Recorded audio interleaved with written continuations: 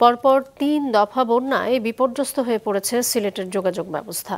বন্যার পানিতে সড়কে সৃষ্টি হয়েছে বড় বড় গর্ত, স্রোতে ভেসে গেছে রাস্তা, ভেঙে গেছে ব্রিজ কালভার্ট। ক্ষতিগ্রস্ত হয়েছে প্রায় ২১৫ কিলোমিটার সড়ক, যা মেরামতে ২০০ কোটি টাকার বেশি লাগতে পারে বলে ধারণা এলজিইডির। সিলেট থেকে শুভ্র দাসের পাঠানো তথ্য, ছবিতে ডেস্ক রিপোর্ট। দেবে গেছে পাকা সড়ক, যানবাহন চলাচল তো দূরের কথা, হাঁটাও সম্ভব নয়। কার্পেটিং উঠে তৈরি হয়েছে বড় বড় গর্ত, স্রোতে ভেসে গেছে রাস্তা, ভেঙে গেছে ব্রিজ কালভার্ট। এমন দৃশ্য দেখা মিলবে সিলেটের বিভিন্ন সড়কে। সড়ক মহাসড়ক ক্ষতিগ্রস্ত হওয়ায় মুখ থুবড়ে পড়েছে সিলেটের অনেক উপজেলার যোগাযোগ ব্যবস্থা। ভাঙা সড়কে ঝুঁকি নিয়ে চলাচল করছে সাধারণ মানুষ। প্রায় ঘটছে ছোট বড় দুর্ঘটনা, ভোগান্তি পোহাতে হচ্ছে রোগীদের।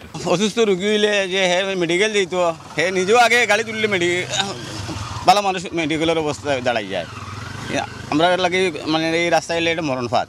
ড্রাইভাররা যাইতে যাইতে অবস্থা খারাপ, 1 ঘন্টার জায়গা 1.5 ঘন্টা সময় লাগে, তো সঠিকভাবে উপস্থিত হইতে পারি না অফিসেও।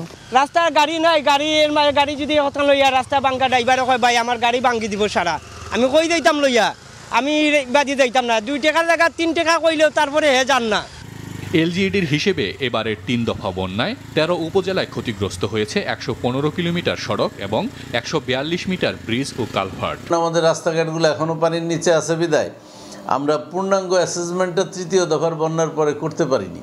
তো পানিটা আরেকটু নামলে হয়তো আমরা পূর্ণাঙ্গ অ্যাসেসমেন্ট করতে পারবো এবং ধারণা করতে পারবো আমাদের কত টাকা ব্যয় হবে।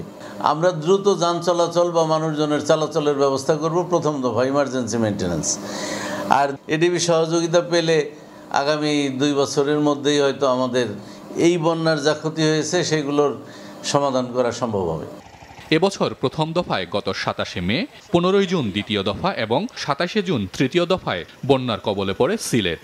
স্থানীয়রা বলছেন, দ্রুত ক্ষতিগ্রস্ত রাস্তা মেরামত করা না হলে পর্যটন ব্যবসা ধস নামতে পারে।